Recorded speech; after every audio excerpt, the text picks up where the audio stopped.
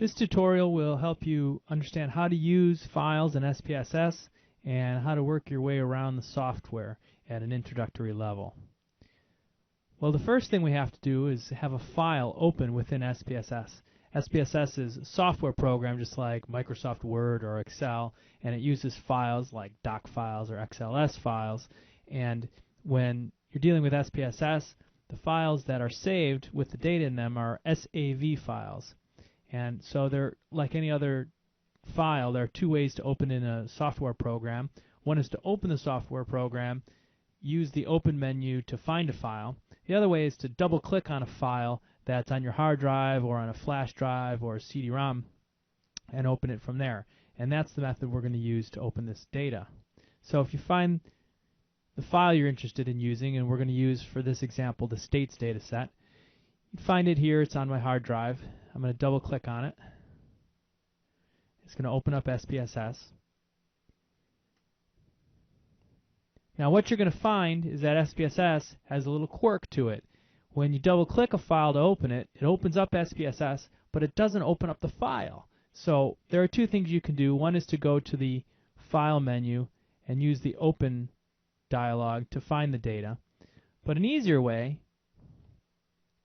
is to go back to the place where you double click to begin with and just double click it a second time. And that opens the data right up for you. Now, SPSS has two separate windows it operates in. One is called the data editor. The second is called the output viewer. And you can see they're two separate tabs, two separate windows. The data editor, contains all of the data, the various variables that you have, and all of the cases. It's kind of like a spreadsheet view of your data. The output viewer is a results panel. It shows you all of the statistics that you've tried to produce or graphs that you've tried to produce, and it keeps them separate from the data. Let's first take a look at the data editor window. Now the data editor window itself has two different views, and those are available to you down here in the bottom left corner. There's a data view, which is kind of just like a spreadsheet view, and then there's what's called the variable view, and you can click on the tabs here to toggle between those two. Let's start by looking at the data view. In the data view, our data is organized into columns and rows. Each row represents a different case. Each column represents a different variable, and within each cell it's the variable's value for that particular case. Now we're looking at states here, and so as you can see, the state abbreviations are the first variable here. And if we scroll down, we'll see that we have, not surprisingly, 50 cases, 50 states, 50 cases. And so we run all the way down through number 50, Wyoming. We also have this variable here, POPSQMI, and it has a value for each of these different cases. So for Wyoming, the value of that variable is 4.7. For South Carolina, it's 115.5. For Ohio, it's 264.50, etc. across all of these. And as you can see, you can collect quite a number of variables. And in this data set, you can scroll quite a bit over and see that there's lots of columns, lots of variables that are available for you to analyze. Okay. Now, one of the limitations of the data view is that you can't learn much about what these variables are. What is POPSQMI? It would be nice if we knew what that meant. Now, as you can see, if you just stick your mouse pointer over the variable name there, it'll at least bring up the underlying name of the label for it, which is population per square mile. Now, there's another way to find out even more information about all of these variables, and that's to go over to the variable view. In variable view, the data is organized a little differently. I shouldn't say the data. The information is organized a little differently, because what you have is each variable, which in the data view gets a column, in the variable view gets a row. Okay, so if you remember, the first column we had was the state's two-letter initial. The second column we had was POPSQMI, and that's the second row in here, and so forth and so on. And as you scroll down, you can see how many variables you have in your data set. In this case, as I said, it's quite a lot. there are 153 variables in this data set. Now, what does this variable view tell you? Well, first of all, it gives you a short name of the variable that's shared in the data view, right? So these are the names that you see at the top of the columns in the data view. Why do they have these? Why are they sort of short and difficult to read? Well, SPSS a long time ago would only allow 8-character variable names. So researchers got into the habit of writing very short abbreviated names for the variables. Today you can use quite a few more characters than that, but oftentimes people simply shorten them. Tells you the kind of variable it is. A string variable is a text variable, and if it's a number variable, it's numeric. The number of characters, how many decimal places it has, and then you get to really the most important part of it, which is the variable label. Because these are often short and abbreviated, it's helpful to have a place where you can spell out a more descriptive name for that variable. Now, if you can grab here and expand the column a little bit, you can see what's underneath it. Okay, take it all the way out. And so you can see here that Pop-Squeamy is actually population per square mile, and Rep-C88 is the Republican percent of the presidential popular vote in 1988, and so forth for all of these variables. This is very helpful. You can also, if you have a code book available, find this information in the code book, but it's nice to have it right here in the variable view for you.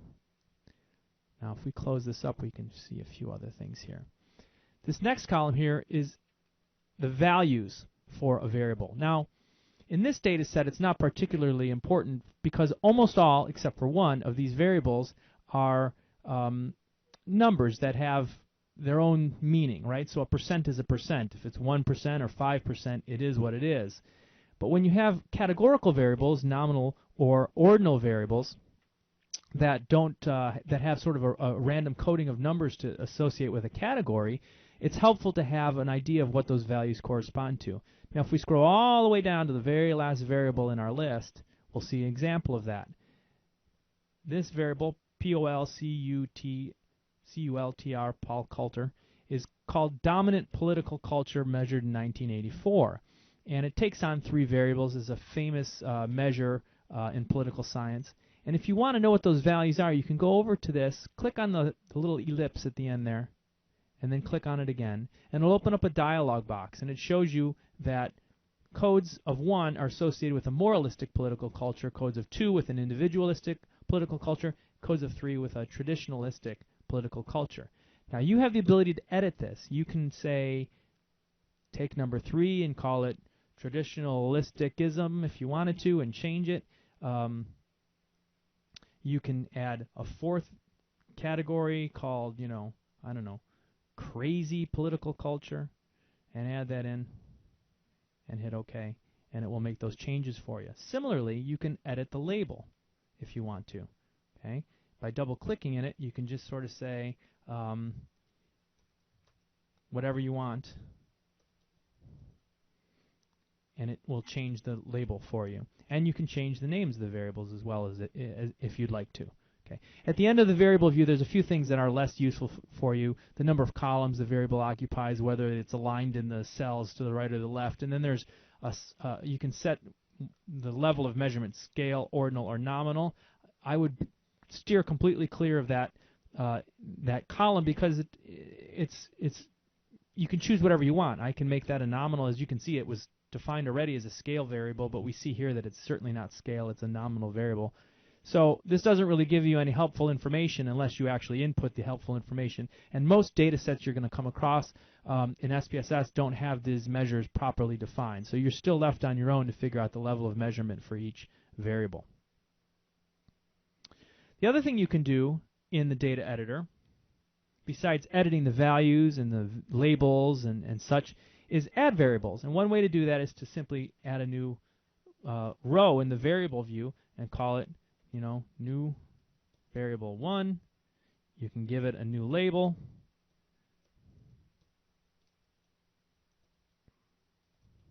Like so. And then if you go over into your data view now, you'll see that that has now appeared at the end of the data, new variable 1.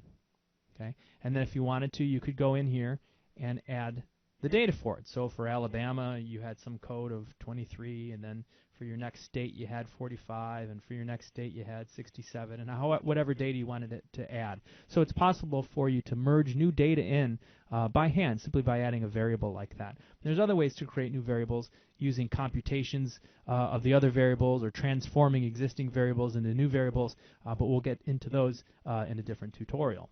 Now, another thing you can do with SPSS is create new variables completely and have a full new data set. If we ask for a new data window, we can see what that would look like. This is a blank data window. We can start by defining a few different variables. Let's say we have the state name, and then we're going to have variable 1, and then maybe we'll have a second variable called variable 2, and then we can go into our data viewer, and we can just type in this data. Our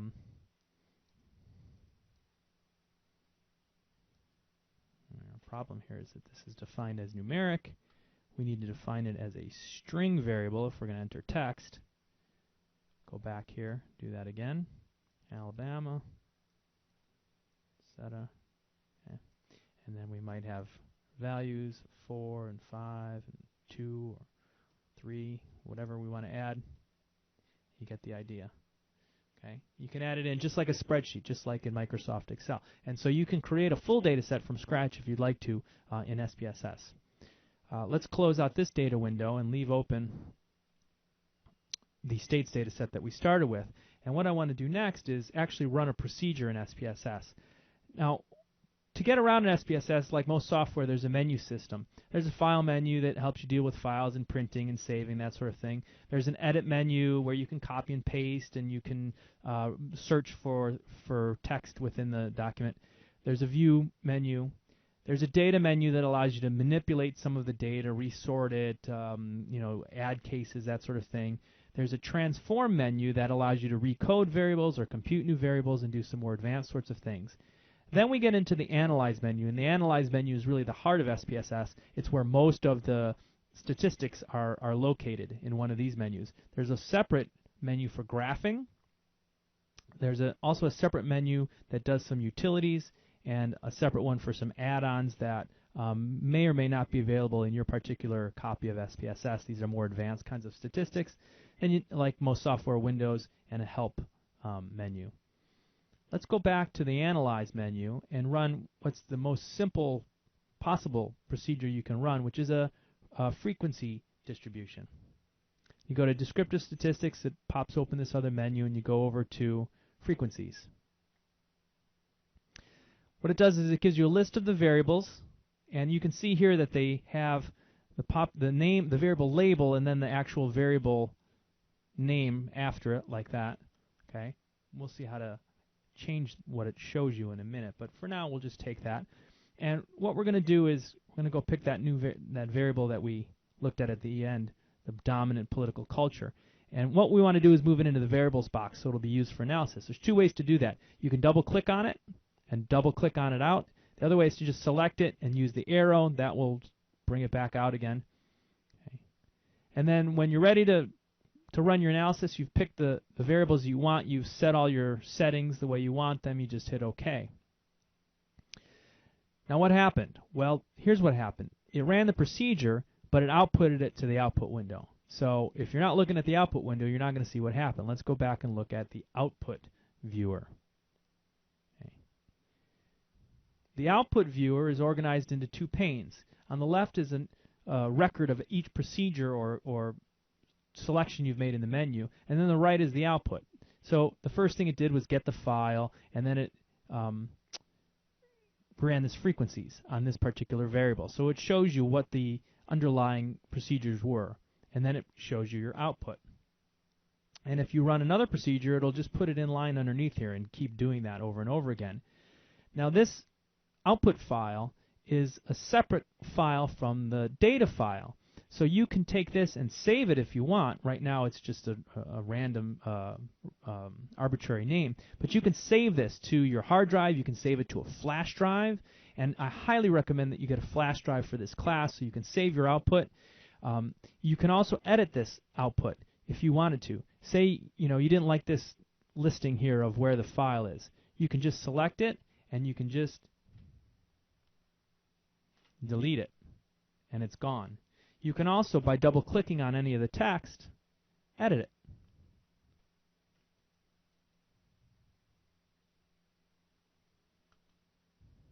You can take pieces like this table, you can delete them, you can also copy them, paste them into other files, like a Word file.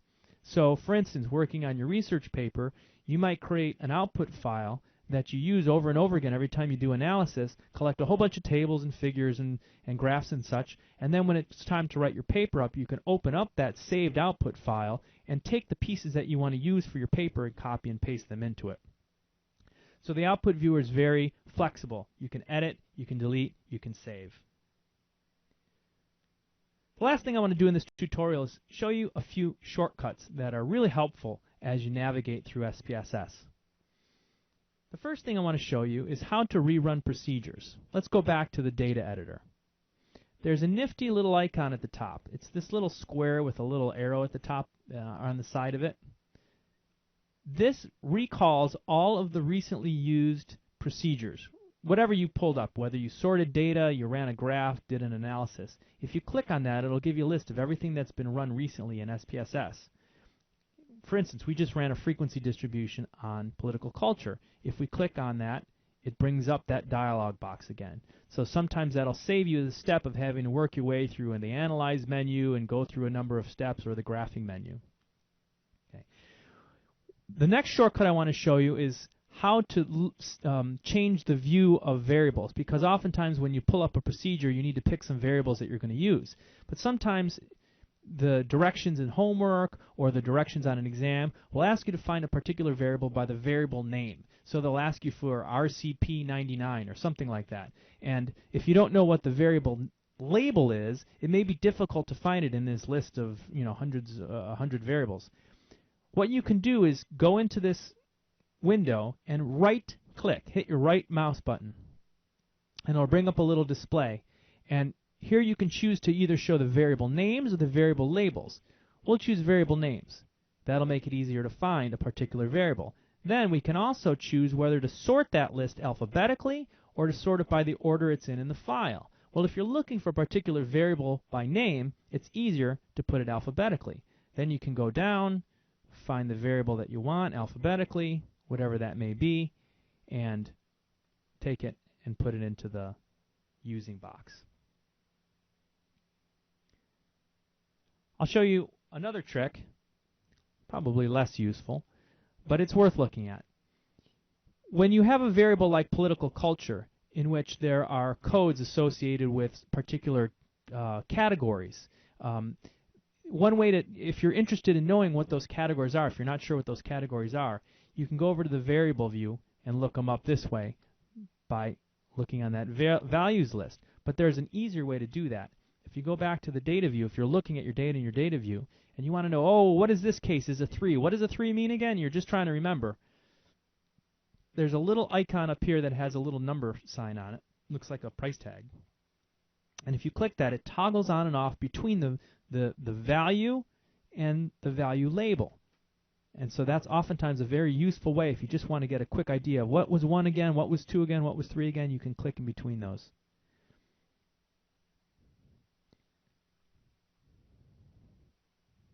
Another way to do that,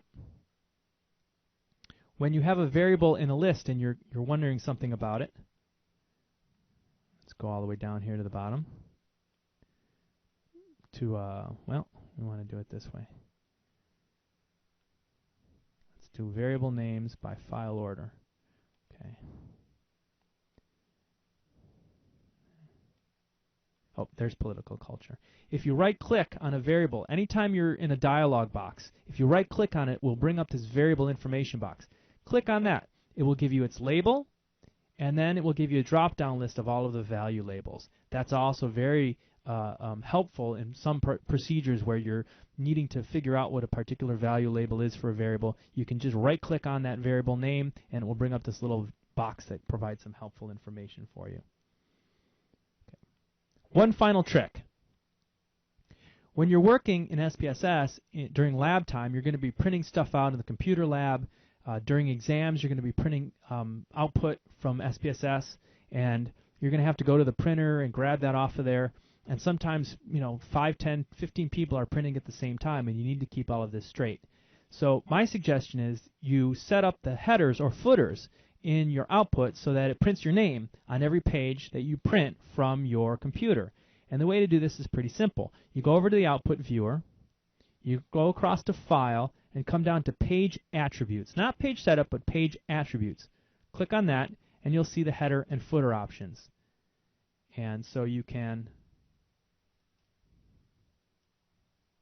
enter in your name, the course number, whatever information you like. Hit OK. And now this output viewer, as long as it's open, it will always print your name and any information you've typed into the header at the top of the page. That allows you to keep it straight when it comes out of the printer. Very, very helpful.